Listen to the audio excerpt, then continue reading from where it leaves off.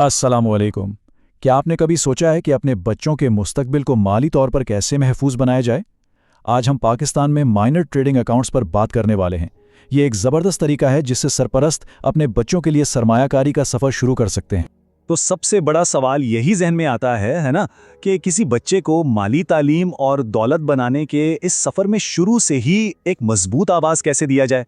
ये वो सवाल है जो तकरीबन हर ख़ानदान अपनी तवील मुद्दती मंसूबाबंदी में सोचता है। और अच्छी बात यह है कि इसका एक बाकायदा और महफूज हल मौजूद है।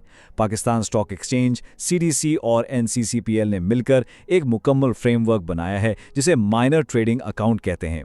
ये ख़ास तौर पर 18 साल से कम उम्र के सरमायाकारों के लिए ही डिज़ाइन किया गया है।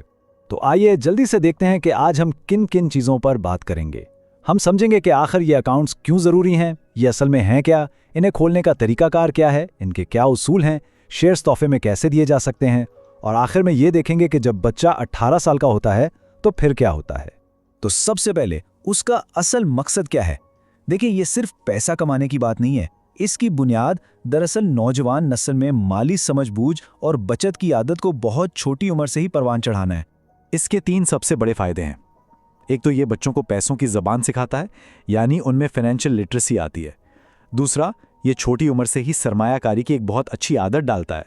और सबसे अहम, ये तवील मुद्दती दौलत की बुनियाद रखता है जो कल को उनके बड़े ख्वाबों जैसे आला तालीम या अपना कारोबार शुरू करने को पूरा करने में मदद दे सकता है।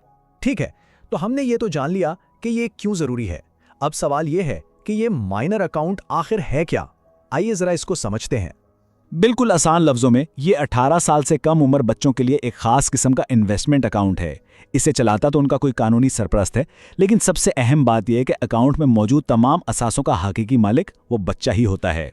तो ये सरपरस्त कौन हो सकता है? आमतौर पर तो ये बच्चे के वालिदैन ही होते हैं, लेकिन अगर किसी वजह से अदालत ने किसी और को कानूनी सरपरस्त मुकर्रर किया हो तो वो भी ये जिम्मेदारी निभा सकता है। इससे ये पूरा अमल कानूनी तौर पर बहुत महफूज हो जाता है। अच्छा, एक बहुत ही अहम कानूनी तफसील है अकाउंट का नाम। ये हमेशा एक ख़ास फॉर्मेट में ही रखा जाता है, यानी बच्चे का नाम बजरिया सरपरस्त का नाम। ये फॉर्मेट इस बात को यकीनी बनाता है कि कानूनी तौर पर मलकियत में कोई शक व शुबा ना रहे। ठीक है, अब आते हैं सबसे अमली सवाल की तरफ। एक सरपरस्त ये अकाउंट असल में खुलवाएगा कैसे? अकाउंट खुलवाने के लिए आपको कुछ बुनियादी डॉक्यूमेंट्स चाहिए। बच्चे की शनाख्त के लिए नादरा का चाइल्ड रजिस्ट्रेशन सर्टिफिकेट यानी सीआरसी, फॉर्म पे या जुवेनाइल कार्ड। सरपरस्त की शनाख्त के लिए उनका अपना शनाख्ती कार्ड। रिश्ते को साबित करने के लिए नादरा का रिकॉर्ड। और आखिर में मुतालिका इदारों के अकाउंट खोलने वाले फॉर्म्स। ये सब जमा करवाने पर प्रोसेस शुरू हो जाता है। अब बात करते हैं उन अहम कवानीन की जो इस बात को यकीनी बनाते हैं कि नौजवान सरमायाकारों का पैसा हर तरह से महफूज रहे। यहाँ कुछ हदें बहुत वाज़े तौर पर तय की गई हैं। सरपरस्त आम मार्केट में शेयर्स खरीद और बेच सकते हैं, उन्हें होल्ड कर सकते हैं और मुनाफा भी वसूल कर सकते हैं। लेकिन जो ज़्यादा खतरे वाली चीज़ें हैं, जैसे फ्यूचर ट्रेडिंग, कर्ज लेकर सरमायाकारी या एक ही दिन में खरीदो फरोख्त, इन सब की सख्ती से मुमानियत है। इसका सीधा सा मकसद बच्चे की सरमायाकारी को बड़े नुकसानात से बचाना है। वैसे सरमायाकारी का एक और बेहतरीन तरीका शेयर्स को तोहफे में देना भी है। ये खानदान के अंदर माली मंसूबाबंदी के लिए एक बहुत ही कारआमद हिकमत अमली साबित हो सकती है। तो यहाँ ज़हन में दो अहम सवाल आते हैं। एक तो ये कि शेयर्स तोहफे में देने का पूरा अमल क्या है, और दूसरा, इस पर टैक्स का हिसाब कैसे होता है। यहाँ एक आम गलतफहमी को दूर करना बहुत ज़रूरी है। लोग अक्सर ये सोचते हैं कि टैक्स तोहफा देते वक्त लगता है, लेकिन हकीकत यह है कि कैपिटल गेन्स टैक्स देने वाले पर नहीं बल्कि वसूल करने वाले पर लगता है, और वो भी तब जब वो इन शेयर्स को बेचता है। और टैक्स का हिसाब तोहफे के वक्त की कीमत पर नहीं बल्कि शेयर्स की असल खरीद की कीमत पर होता है। इसका अमल कुछ यूं है। सबसे पहले एक कानूनी गिफ्ट डीड तैयार की जाती है। फिर ये यकीनी बनाया जाता है कि तोहफा देने और लेने वाले दोनों के पास सीडीसी इन्वेस्टर अकाउंट्स हों।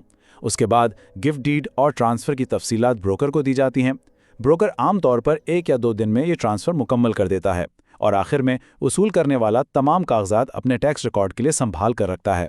अब आते हैं इस अहम मरहले पर जब बच्चा 18 साल का हो जाता है। ये जो मुंतकली का अमल है, ये एक बहुत ही मुनज़्ज़म और आसान तरीके से होता है। ये पूरा सफ़र कुछ इस तरह होता है। 18 साल की उम्र तक अकाउंट सरपरस्त के कंट्रोल में रहता है। 18 साल का होने से 1 महीना पहले ब्रोकर सरपरस्त को एक अलर्ट भेजता है। ठीक 18 साल की उम्र पर माइनर अकाउंट में नई ट्रेडिंग रोक दी जाती है और फिर एक नया इंडिविजुअल अकाउंट खोलकर तमाम असासे उसमें मुंतकिल कर दिए जाते हैं। और यहाँ एक बहुत अहम बात याद रखने की है, जब असासे नए अकाउंट में मुंतकिल होते हैं तो उनकी पुरानी खरीद की कीमत और तारीख वही रहती है। इसका सबसे बड़ा फ़ायदा यह है कि सिर्फ उस मुंतकली की वजह से फौरी तौर पर कोई टैक्स लागू नहीं होता। आखिर में एक अच्छे सरपरस्त की क्या जिम्मेदारियां हैं? सबसे अहम, हमेशा तवील मुद्दती सोच अपनाएं, सिटीबाजी से बचें, हर ट्रांजैक्शन का रिकॉर्ड रखें, बच्चे को भी इस अमल में शामिल करें ताकि वो साथ साथ सीखे, और हमेशा हकीकत पसंदाना सरमायाकारी के अहदाफ तय करें। तो सोचिए जरा, जब हमारी नई नस्ल के पास इतनी छोटी उम्र से ही सरमायाकारी के ऐसे ज़बरदस्त मौके हों तो पाकिस्तान में माली खुदमुख्तारी का मुस्तकबिल कैसा हो सकता है? ये सवाल हमें ये सोचने पर मजबूर करता है कि ये कदम न सिर्फ अफराद के लिए बल्कि शायद पूरे मुल्क की माशी तरक्की के लिए भी कितना अहम साबित हो सकता है।